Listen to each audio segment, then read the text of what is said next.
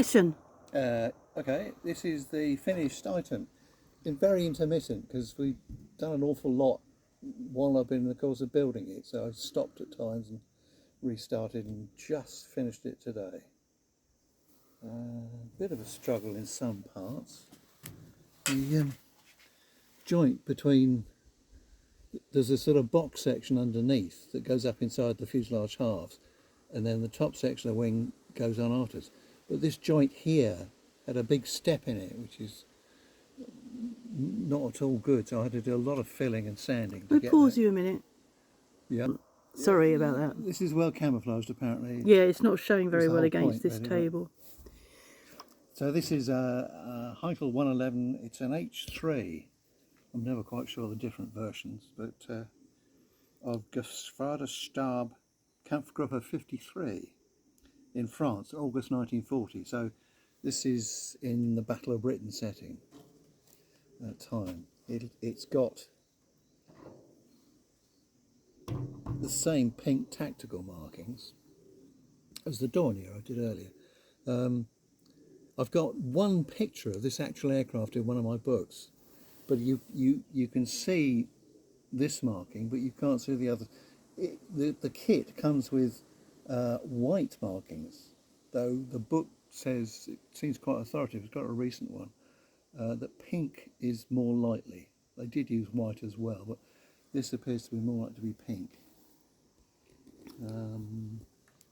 Quite a good model, actually, in some ways, despite the odd struggle. I've managed to put good. They were notorious that they had really black marks where the exhaust stains went. Turn it towards the camera, that's it.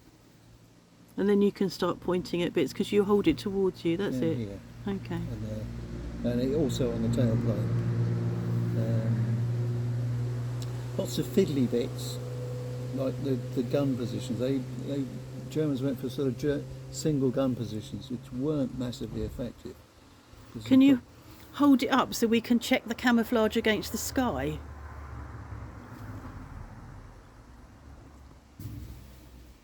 No, the sky's too blue.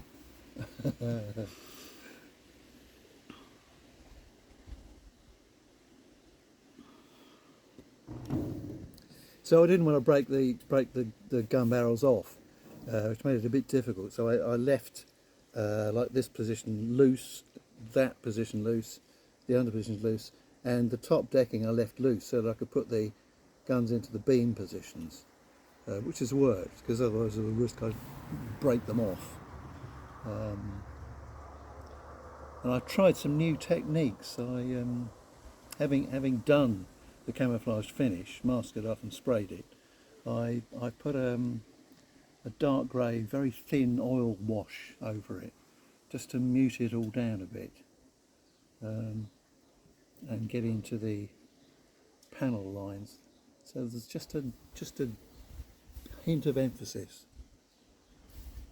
You may not see it, but it just shows up the panel lines. I can do, if I've zoomed on it, it shows quite well actually. Yeah, good.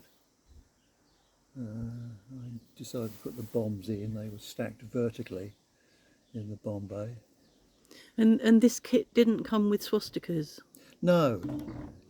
Airfix, I don't know whether Airfix come with swastikas now, but they certainly didn't used to, for understandable reasons. I mean, it's a very politically iffy symbol, of course. Not allowed in Germany, I think, still. So if pictures of this were to get onto Facebook, they would delete them because of that symbol. Oh really? Yeah. Well, it might not go on YouTube. Well, that would be intriguing. It'd be interesting to see, I suppose. For me, it's about historical accuracy, so you know.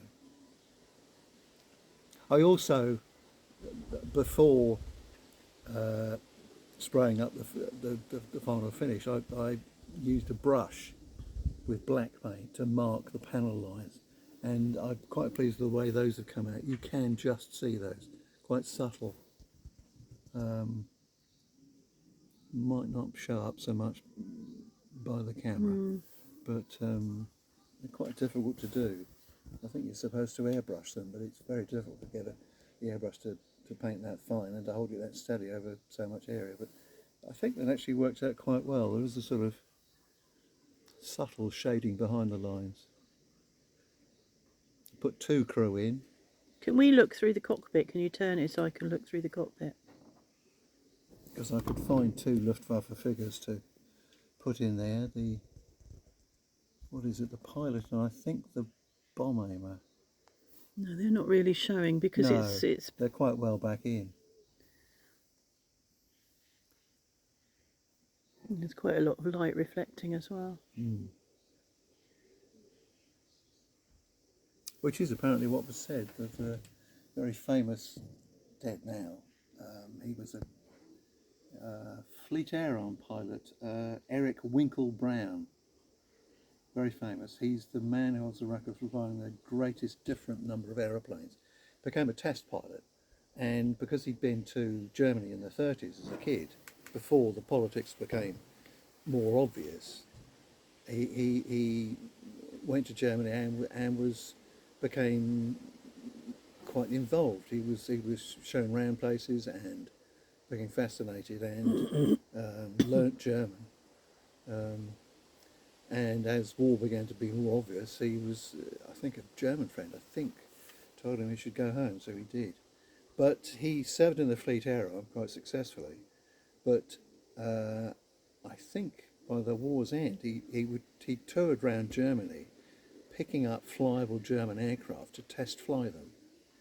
And he's well known for that. I've got a book of his where he devotes a chapter to each aircraft, which is fascinating.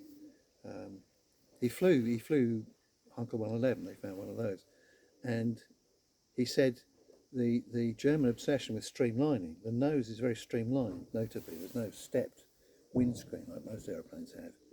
So you've got this pointed nose. It's bent off to one side slightly because that supposedly gives the pilot sitting on the left more view forward past the gunner on the other side. But Eric Brown said it was like peering down a glass tunnel. The visibility wasn't as good as you would have thought, and he noted that for landing, if the visibility was at all bad, there was an arrangement whereby this hatch could be slid back, and the pilot seat could be elevated with a tiny windscreen, so that he had his head out into the air. Oh my God! To be able to land it like an open. Oh, so he was like already like an open low cockpit. altitude by the time that happened. Oh yeah, that was the general idea. But it sort of shows that even the Germans recognised that the streamlining was at the cost of good visibility. So what are you going to do next? Do you know? Don't know. I'm still thinking about it.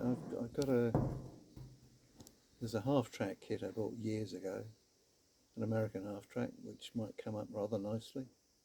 So I had that in store for years. But I had a riding one once when my dad was at TA summer camp. They had 17-pounder anti-tank guns, which are World War II stuff.